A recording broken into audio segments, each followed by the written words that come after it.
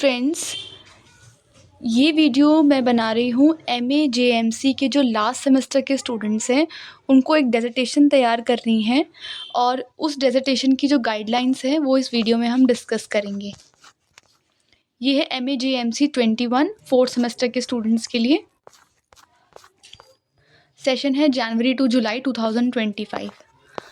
सबसे पहले तो एमए जेएमसी के जो लास्ट सेमेस्टर के स्टूडेंट्स थे, जो पहले भी अपना लघु शोध कार्य नहीं कर पाए थे, जो पहले किसी का छूट गया हो, किसी का डिसर्टेशन, तो वो भी अब कर सकते हैं। और साथ ही जो जनवरी टू जुलाई 2025 सेशन के स्टूडेंट्स हैं, उनके लिए तो ये कंपलसरी है करना।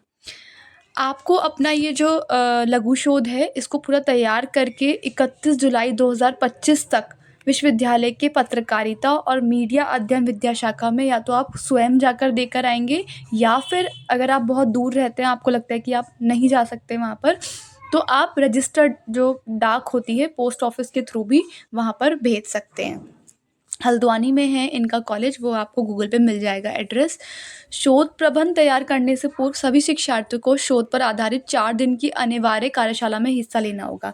देखिए, अभी अप्रैल के लास्ट मंथ में एक आपकी कार्यशाला होगी। ये जो आपकी 4 दिन की कार्यशाला होगी, ये आपको अटेंड करना कंपलसरी है। जो आपके गढ़वाल क्षेत्र के जो स्टूडेंट्स हैं, उनके लिए विश्वविद्यालय परिसर देहरादून में कंडक्ट कराई जाएगी, और जो कुमाऊं क्षेत्र के स्टूडेंट्स हैं, उनके लिए जो यूओयू का हल्द्वानी वाला यूनिवर्सिटी है उनकी, वहाँ पर कंडक्ट कराई जाएगी। आपको इसे अटेंड करना कंपलसरी इसलिए है क्योंकि जब आप इसे अटेंड करेंगे तो वहाँ से आपको एक पत्र मिलेगा कि हाँ, आपने इसे अटेंड कर लिया है, और उस सर्टिफिकेट को आपको अपने लघु शोध यानी डिसर्टेशन के साथ अटैच करना कंपलसरी है। अगर आप उसे अटैच नहीं करते हैं तो आपका डिसर्टेशन रिजेक्ट कर दिया जाएगा, इसीलिए आप उसे अटेंड ज़रूर करें। जब वो आपकी डेट्स आएगी, वो मैं आपको वीडियोस के थ्रू इन्फॉर्म कर दूंगी। मे बी वो अप्रैल के लास्ट में ही लास्ट वीक में ही हो कराई जाएगी आपकी। इसके बाद वो प्रमाण पत्र होगा जो आपको संलग्न करना होगा, जो मैंने आपको बता दिया है।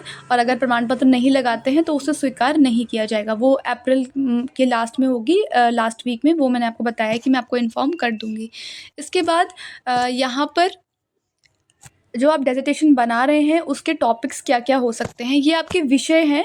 विषय के अकॉर्डिंग आप कोई भी शीर्षक भी चुन सकते हैं, पर ये विषय है। जैसे अभी मैं आपको ये 8 विषय पढ़ूंगी, आपको बताऊंगी, लेकिन साथ ही जब आप वो कार्यशाला अटेंड करेंगे तो आपको वहाँ पे एक एक चीज़ बताई जाएगी डिटेल में कि आपको कैसे अपनी डिसर्टेशन बनानी है, क्या गलतियाँ नहीं करनी है, कैसे आपका रिजेक्ट हो सकता है। तो आप उसको अटेंड ज़रूर करें ताकि आपको डिसर्टेशन बनाने में कोई भी प्रॉब्लम ना आए, और वहाँ पे अपनी प्रॉब्लम्स भी पूछ सकते हैं।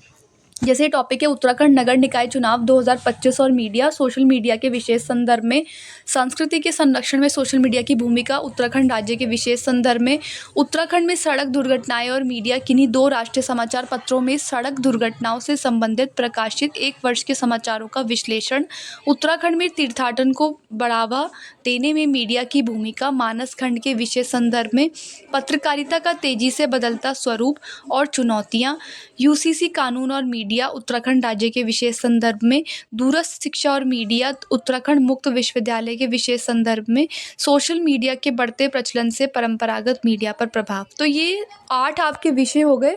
इसके अकॉर्डिंग आप अपना एक शीर्षक चुनें जो इनसे मिलता जुलता होना चाहिए, और उस पर आप अपना डिसर्टेशन बनाएंगे।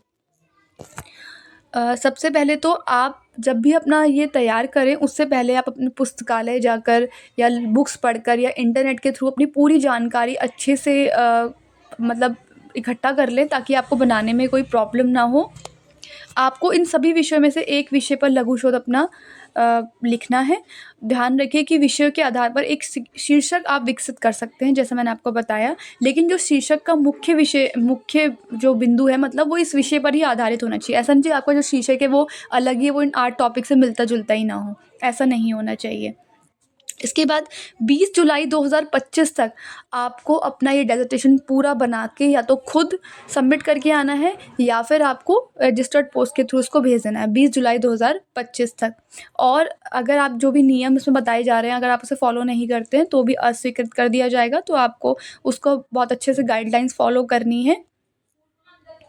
इसके बाद छात्र शोध निर्देशक के चयन हेतु पत्रकारिता और मीडिया अध्ययन शाखा विद्या शाखा के समन्वयक व अपने अध्ययन केंद्र समन्वयक से संपर्क करेंगे, जिसके पश्चात उन्हें शोध निर्देशक उपलब्ध कराए जाएंगे। जब आप अपने यहाँ पर पत्रकारिता विभाग में अपने समन्वयक से या फिर जो आपका अध्ययन केंद्र का समन्वयक है उनसे आप कॉन्टैक्ट करेंगे तो आपको एक शोध निर्देशक दिया जाएगा। उस शोध निर्देशक की कुछ जिम्मेदारियां हैं, उनसे आपको कुछ लेटर लेना है, आपको अपना विषय बताना है, उनसे आपको कंफर्म कराना है कि ठीक है या नहीं है, और जब आप उनकी कंफर्मेशन ले लेंगे तब आप अपना इसको रेडी करेंगे अपनी डेजर्टेशन को।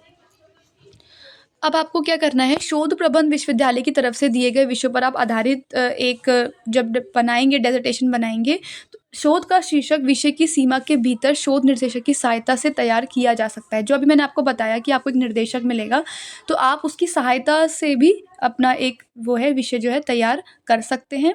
सबसे पहले आपको क्या करना है, एक शोध प्रस्ताव तैयार करना है और उसकी स्वीकृति लेनी है आपको अपने निर्देशक से कि ये जो मैंने तैयार किया है, जो मैंने इन्फॉर्मेशन कलेक्ट की है, क्या ये ठीक है, क्या ये विषय ठीक है। उसके बाद निर्देशक की तरफ से जो अनुमोदित शोध प्रस्ताव की प्रति है वो आप अपने डेजर्टेशन में संलग्न करेंगे कि मैंने ये अप्रूव कराया हुआ है वहाँ से। ठीक है, आपका जो डेजर्टेशन होगा वो एटलीस्ट उसमें 5 आपके चैप्टर्स होने चाहिए और 100 टोटल पेजेस होने चाहिए, इससे कम नहीं होने चाहिए। और शोध प्रारंभिक और द्वितीयक दोनों आंकड़ों पर आधारित हो सकता है। शोध लिखते समय मीडिया अध्ययन में उपयोगी मेथोलॉजी का पालन करना ज़रूरी है। रेफरेंसेस के बिना आपका ये एक्सेप्ट नहीं किया जाएगा, तो रेफरेंसेस आप ज़रूर लिखें। इसके लिए अमेरिकन साइकोलॉजिकल एसोसिएशन APA का जो 6th संस्करण है, 6th एडिशन है, वो आपको इस लिंक पे आपको दिख रही है। इस लिंक पे आप क्लिक करेंगे तो वहाँ से आपको ये सारी डिटेल्स मिल जाएंगी और ये PDF भी आपको इनके ऑफिशियल वेबसाइट से मिल जाएगी uou.ac.in से। इसके बाद हम फ़ॉन्ट की बात करें तो हेडिंग और सब हेडिंग जो है वो 14 से 20 होनी चाहिए और जो आपका मेन मैटर है उसका अगर आप इंग्लिश में बना रहे हैं तो 12 होनी चाहिए फ़ॉन्ट, और अगर हिंदी में बना रहे हैं तो 16। इससे ज़्यादा या इससे कम आपको नहीं रखनी है। आपको हार्ड बाइंडिंग रखनी है, इसकी स्पाइरल बाइंडिंग नहीं होनी चाहिए, हैंड रिटन कोई भी डेजर्टेशन नहीं होनी चाहिए, सब कुछ प्रिंटेड मोड में होना चाहिए और हार्ड बाइंडिंग करानी है, स्पाइरल बाइंडिंग नहीं करानी है।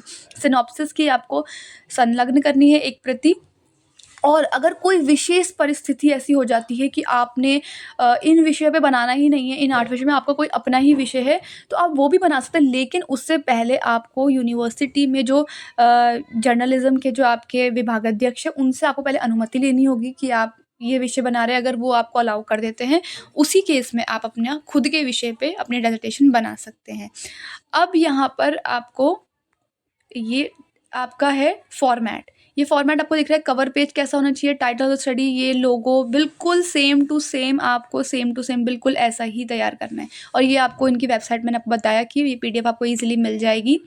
फिर पार्ट्स क्या क्या, टाइटल, नो पेज नंबर, ठीक है, प्रीलिमिनरी पेज, एब्स्ट्रैक्ट लिखना ज़रूरी है। डेडिकेशन और एक्नॉलेजमेंट जो है वो आपका ऑप्शनल है, बाकी सब कुछ आपका कंपलसरी है।